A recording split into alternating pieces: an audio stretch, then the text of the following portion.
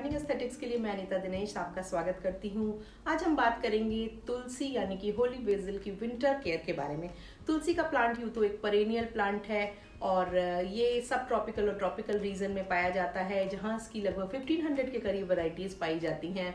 और हमारे यहाँ 3 तरह की तुलसी को मान्यता दी गई है, जिसमें रामा तुलसी जो लाइट ग्रीन कलर की होती है, श्यामा तुलसी जो कि पर्पलिश ब्राउन कलर की होती है, और वन तुलसी जो कि जंगलों में पाई जाती है और उसकी मेडिसिनल वैल्यू बहुत ज़्यादा होती है। बहुत सारे लोगों ने मुझसे पूछा था कि तुलसी के प्लांट उनके विंटर्स में ख़राब हो जाते हैं, मर जाते हैं, इसका क्या कारण है और इसको हम अपने प्लांट को कैसे सेव कर सकते हैं, क्योंकि तुलसी का प्लांट की हमारे रिलीजन में बहुत इंपॉर्टेंस है।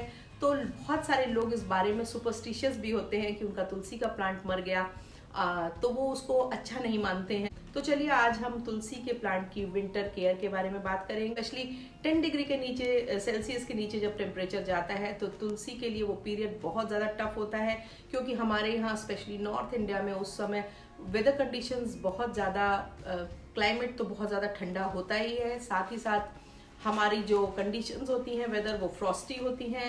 ज़्यादातर जगहों पे फ्रॉस्ट या पाला की समस्या होती है और ऐसे में तुलसी का प्लांट क्योंकि बहुत ज़्यादा फ्रॉस्ट सेंसिटिव है और आपका प्लांट सरवाइव नहीं कर पाता है, मर जाता है। तो ऐसा क्या करें कि आपका प्लांट सुरक्षित रहे, अच्छे से ग्रो होता रहे, अपनी डोरमेंसी के पीरियड को सेफली पार कर जाए और आगे सीजन आने पर वापस वो अच्छे से उसकी ग्रोथ होने लगे। क्योंकि वैसे तो ये पेरेनियल प्लांट होता है और अगर आप इसकी थोड़ी सी भी साज संभाल विंटर्स में कर ले तो आपका प्लांट सुरक्षित बना रहेगा। कौन कौन से ऐसे तरीके हैं जिनसे आप अपने प्लांट को सुरक्षित बनाए रख सकते हैं, अगर आपका प्लांट खराब हो जा रहा हो तो किस तरह से आप उसको वापस रिवाइव कर सकते हैं, और तुलसी में आने वाली मेन जो डिजीजेज हैं, जो प्रॉब्लम्स हैं वो क्या है, उनकी क्या रेमेडी है, इस वीडियो में हम इस पे पूरी तरह से बात करेंगे। आई होप कि इसको देखने के बाद आपको तुलसी से जुड़ी हुई जो भी समस्याएं हैं, कंफ्यूजन है, वो आपका खत्म हो जाएगा। आप अपने प्लांट को विंटर्स में सुरक्षित रख पाएंगे। तो चलिए देर न करते हुए शुरू करते हैं। आपका तुलसी का प्लांट सर्दियों में अक्सर क्यों मर जाता है, ये जानने के लिए सबसे पहले ये ज़रूरी है कि हम ये जान लें कि तुलसी के लिए जो मिनिमम रिक्वायरमेंट्स हैं वो क्या हैं। एक सामान्य दिन में तुलसी को रेगुलर वाटरिंग की ज़रूरत होती है। इसको टेम्परेचर कम से कम 20 डिग्री इससे ऊपर इसके लिए माफिक होता है। इसको 6 से 8 घंटे की सनलाइट की ज़रूरत होती है। और तुलसी का प्लांट एक ऐसा हार्डी और इजी ग्रोइंग प्लांट है जिसको किसी भी तरह के फर्टिलाइज़र की कोई ख़ास ज़रूरत नहीं होती है, पर उसको हेल्दी रखने के लिए अगर आप कम से कम साल में 2 बार फर्टिलाइज़र का यूज़ करें तो आपका तुलसी का प्लांट हैप्पीली और हेल्दी ग्रो होता रहता है।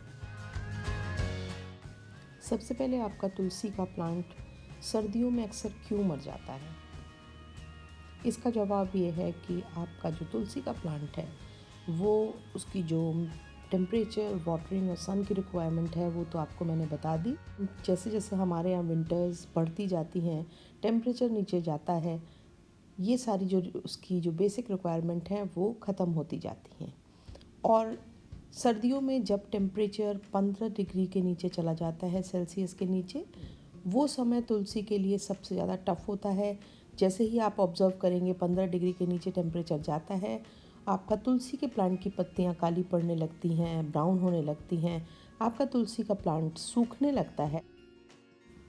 सबसे ज़्यादा तकलीफ़ तुलसी को उस मौसम में होती है जो आप हमारे यहाँ लगभग नॉर्थ इंडिया के प्लेन्स में 15 नवंबर से लेकर के 15 जनवरी तक का मौसम होता है और मोस्ट ऑफ द टाइम तुलसी का प्लांट इसी समय मरता है। और उसका सबसे बड़ा कारण है फ्रॉस्ट। अगर आपकी तुलसी का प्लांट सर्दियों में बाहर रखा है, उसका फ्रॉस्ट से एक्सपोजर है, तो उस प्लांट का बचना काफ़ी मुश्किल होता है। क्योंकि तुलसी का जो प्लांट होता है वैसे होता तो पेरेनियल प्लांट है, साल भर हमारे यहाँ चलता है, पर ज़्यादातर समय जब सर्दियों में पाला गिरने लगता है यानी कि फ्रॉस्टी कंडीशंस होती हैं, तुलसी के प्लांट की पत्तियाँ ब्लैक या ब्राउन होकर के झड़ जाती हैं और इसका स्टेम भी कई बार सूख जाता है और ये प्लांट मर जाता है। ऐसे में ये इम्पॉर्टेंट है कि आप अपनी तुलसी को ऐसे प्लेस पे ले आएँ जहाँ पर सनलाइट तो आती हो पर उसके ऊपर पाला ना गिरे, उसके ऊपर फ्रॉस्ट का असर ना हो, खुले में ना रहे वो। तो इसके लिए कोई कवर्ड बालकनी जिसमें कि धूप अच्छी आती हो पर वो कवर्ड हो, वो उपयुक्त रहेगी। और ऐसी जगह पे अगर आप उसको शिफ्ट कर देंगे तो उसके मरने की संभावनाएं काफ़ी कम हो जाएंगी। और दूसरी बात ये आती है कि सर्दियों में पानी भी काफ़ी ठंडा हो जाता है। ऐसे में अगर आप शाम को तुलसी में पानी देते हैं तो भी उसके मरने की संभावना काफ़ी ज़्यादा हो जाती है। तीसरी चीज़ है ओवर वाटरिंग। सर्दियों में प्लांट क्योंकि डॉर्मेंसी में चला जाता है, इसलिए उसको बहुत ज़्यादा वाटरिंग की ज़रूरत नहीं होती है। और ख़ासकर जब आप हमारे यहाँ क्योंकि तुलसी एक सेक्रेड प्लांट है और ज़्यादातर लोग रोज़ तुलसी में जल चढ़ाते हैं। ऐसे में जब आप तुलसी में ऊपर से पत्तियों के ऊपर से जल को चढ़ाते हैं और वो काफ़ी ज़्यादा ठंडक पहुंचाता है प्लांट को, और आपका प्लांट उस तरह की जो प्रैक्टिस है उसको सह नहीं पाता है और मर जाता है। अब कुछ ऐसी चीज़ें हैं जिनको अगर आप ध्यान रखेंगे तो आप अपने तुलसी के प्लांट को आसानी से बचा लेंगे। अगर आपके पास इस तरह की जगह नहीं है तो आप किसी ऐसी विंडो के पास भी उसको रख सकते हैं जहाँ पे उसको कम से कम इनडायरेक्ट 6 से 8 घंटे की धूप मिलती रहे। यानी कि अगर आपकी कोई साउथ फेसिंग विंडो है या वेस्ट फेसिंग विंडो है तो वहाँ पर भी आप अपने तुलसी के प्लांट को उस एक महीने में जब टेम्परेचर 10 डिग्री सेल्सियस के करीब या उससे नीचे होता है तो वहाँ रख कर के आप कोशिश कर सकते हैं कि आप अपने तुलसी के प्लांट को बचा सकें। पहली बात तो ये है कि बहुत ही थोड़ी क्वांटिटी में जल देना है। दूसरी बात, इसको आपको ये ध्यान रखना है कि अगर आपके परिवार में कई सदस्य जल देते हैं तो फिर एक आध लोग ही जल दें और सारे लोग ना जल दें, क्योंकि कितना भी आप करेंगे प्लांट आपका ओवर वाटरिंग में चला ही जाएगा। तुलसी यानी कि होली बेसिल का प्लांट एक सब ट्रॉपिकल या ट्रॉपिकल प्लांट है, इसलिए जो उसकी रिक्वायरमेंट है वो 6 से 8 घंटे की अच्छी धूप की है। अगर आपके यहाँ 6 से 8 घंटे की धूप नहीं आती है तो आपका तुलसी का प्लांट इस तरह से ग्रो करे ये थोड़ा मुश्किल है, और ख़ासकर कम से कम इसको 5 घंटे की धूप तो चाहिए ही चाहिए। इसलिए आपको ये ध्यान रखना है कि आप अपने तुलसी के प्लांट को जब भी लगाएं तो उसको एक ऐसे एरिया में लगाएं जो वहाँ पे धूप अच्छी आती हो। इसके लिए साउथ या वेस्ट डायरेक्शन में तुलसी को लगाना हमेशा माफिक रहेगा। यहाँ पर तुलसी को प्रॉपर धूप मिलेगी और आपके प्लांट के सर्दियों में मरने का खतरा कम हो जाएगा, क्योंकि इन दोनों डायरेक्शन में सर्दियों में भी जो धूप आती है वो सबसे ज़्यादा आती है।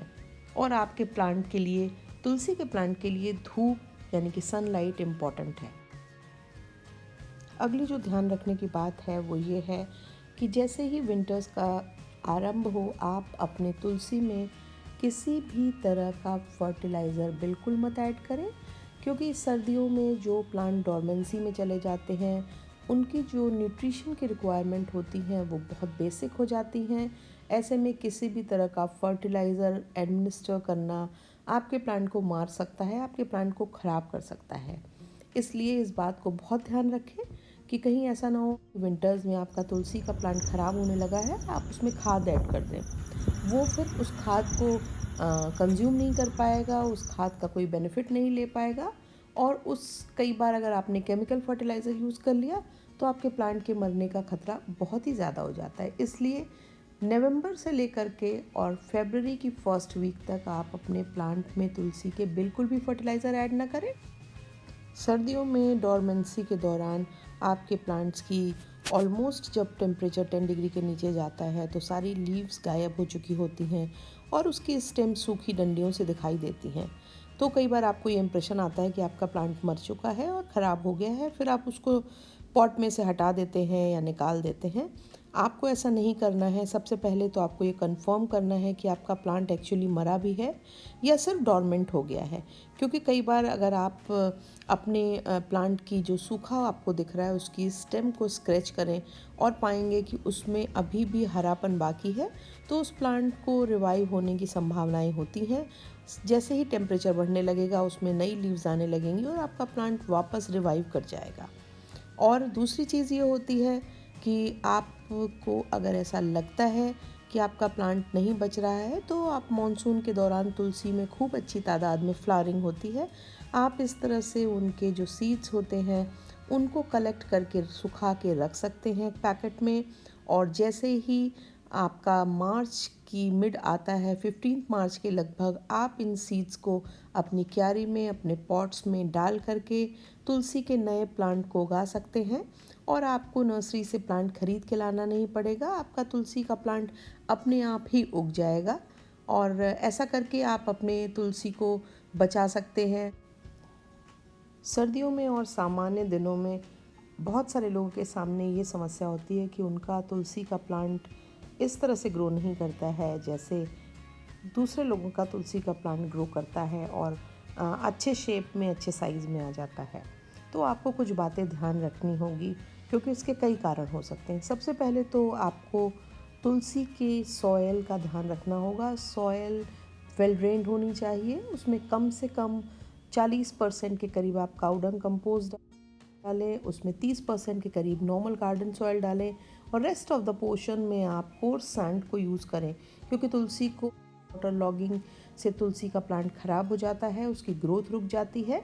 इसलिए आप इसको इंश्योर करें कि आपके प्लांट में किसी भी तरह से वाटर लॉगिंग ना हो, जिसके लिए ज़रूरी है कि आपके प्लांट के पॉट के नीचे का होल का आप ध्यान रखें, उसमें ड्रेनेज प्रॉपर है कि नहीं इसका ध्यान रखें। सॉयल वेल ड्रेन होनी चाहिए ताकि जब आप पानी चढ़ाते हैं, जल देते हैं या उसमें वाटरिंग करते हैं तो पानी तुरंत थोड़ी देर में प्लांट से हट जाए। दूसरी प्रॉब्लम आएगी जबकि आपके प्लांट को प्रॉपर नरिशमेंट नहीं मिल रहा होगा। मेरी जो एडवाइस है वो ये है कि तुलसी का प्लांट हमारे कल्चर में भले ही बहुत सेक्रेड माना जाता हो, पर अल्टीमेटली वो एक प्लांट है और हमें ये ध्यान रखना पड़ेगा कि उसमें बहुत ज़्यादा खाने पीने का सामान या दूध या इस तरह की चीज़ें कम डालें क्योंकि वो उस प्लांट और में तरह तरह की मरने के चांसेस काफ़ी ज़्यादा हो जाएंगे। फंगस को अट्रैक्ट करेंगी, इसलिए जब भी चढ़ाएं और आपका प्लांट इन्फेस्टेशन का शिकार होगा, वो भी कंट्रोल्ड क्वांटिटी में चढ़ाएं। कई बार आपकी तुलसी की लीव्स अपने टिप्स पर या पूरी तरह से ब्राउन होने लगती हैं और वो फिर ट्विस्टेड या कर्ल होने लगती हैं। इसका जो कारण है वो है ज़्यादा पानी या पानी का कम होना और सनलाइट का प्रॉपर ना मिलना। तो अगर आपके प्लांट में ऐसी प्रॉब्लम आ रही है तो आप इन तीनों में से कौन सा कारण हो सकता है उसको आइडेंटिफाई करें और उसको अगर आप कंट्रोल करेंगे तो आपके जो तुलसी की लीव्स की ब्राउनिंग और कर्लिंग है वो गायब हो जाएगी, वो ख़त्म हो जाएगी। पानी तुलसी को तभी दें जब ऊपर की जो मिट्टी है वो 1 से 2 इंच लगभग ड्राई हो जाए। अगर आपकी तुलसी के प्लांट की पत्तियां पीली पड़ रही हैं तो ऐसा हो सकता है कि आपके प्लांट में रूट रॉटिंग हो रही हो और जिसकी वजह होगी बहुत ज़्यादा वाटर देना। और अगर ऐसा है तो आप इसको इंश्योर करें और ये ध्यान रखें कि जब टॉप सॉयल 1 या 2 इंच के लगभग ड्राई हो जाए तभी आप उसमें पानी दें। अगर आपको दिख रहा है कि इन आपकी तुलसी में ब्लैक इस तरह के स्पॉट्स आ रहे हैं तो आप उन स्पॉट्स को समझ लें कि ये डाउनी मिल्ड्यू फंगल अटैक है। और इसका सबसे अच्छा इलाज ये है कि अगर आपकी कुछ एक लीव्स पे ऐसा है तो उन लीव्स को प्लांट से रिमूव कर दें और प्लांट को अच्छे से सन में रखें सो दैट कि ये फंगल इन्फेक्शन फर्दर बढ़ ना पाए। और उसके बाद भी अगर आपके प्लांट में ये इन्फेक्शन फर्दर बढ़ता है तो आप 1 टेबल स्पून बेकिंग सोडा और आधा teaspoon liquid non detergent soap यानी कि आप कोई भी शैम्पू ले सकते हैं और उसको 1 गैलन के लगभग वाटर में आप उसको अच्छे से बना लें और इस स्प्रे को आप खूब अच्छे से अपने प्लांट पर स्प्रे करें। और आप इसके लिए माउथ वॉश को भी यूज़ कर सकते हैं। आखिर में बहुत सारे लोगों का ये सवाल होता है कि क्या वो अपने मरते हुए तुलसी के प्लांट को रिवाइव कर सकते हैं। तो मेरा ये जवाब है कि हाँ, इनिशियल स्टेजेस में अगर आपने ध्यान दे दिया तो आप अपने प्लांट को रिवाइव कर सकते हैं। आपका प्लांट में रिवाइव होने की संभावनाएं हैं कि नहीं हैं, इसको चेक करने के लिए सबसे पहले तो आपको ये ध्यान देना होगा कि अगर आप स्टेम को इस तरह से खुरच के देखेंगे तो आपको पता चल जाएगा कि ये स्टेम एकदम सूख चुकी है या इसमें हरापन बाकी है। अगर हरापन बाकी है तो इसका मतलब उस प्लांट में रिवाइव होने के चांसेस हैं। और थोड़ा सा रूट्स पे से मिट्टी हटाकर आप चेक करें, अगर उसकी रूट्स ब्राउन नहीं हुई हैं, ब्लैक नहीं हुई हैं और वो वाइट हैं तो इसका मतलब ये है कि आपका प्लांट जैसे ही टेम्परेचर में बदलाव आएगा, जैसे ही टेम्परेचर थोड़ा वार्मर साइड में जाएगा, आपका प्लांट रिवाइव कर जाएगा। और अगर ये चीज़ें नहीं हैं तो आप ये मान लें कि आपका प्लांट मर चुका है। ऐसे में आपके पास जो ऑप्शन है वो ये है कि आपने जो अपने तुलसी के सीड्स टाइम पर निकाल करके रखे थे, उनको अगर आपने सुखा के रखा है तो उनको मार्च के मिड में सो कर दें। कि तुलसी के प्लांट के लिए जो बेस्ट फर्टिलाइज़र है वो आप कोई भी ग्रैन्युलर फर्टिलाइज़र को यूज़ कर सकते हैं, जिसमें बैलेंस अमाउंट में नाइट्रोजन, पोटेशियम और फॉस्फेट हो। इसके लिए आप 10:10:10 या फिर 12:12:12 के फॉर्मूलेशन पे बने हुए किसी भी फर्टिलाइज़र को बेसिल में बहुत अच्छे से यूज़ कर सकते हैं।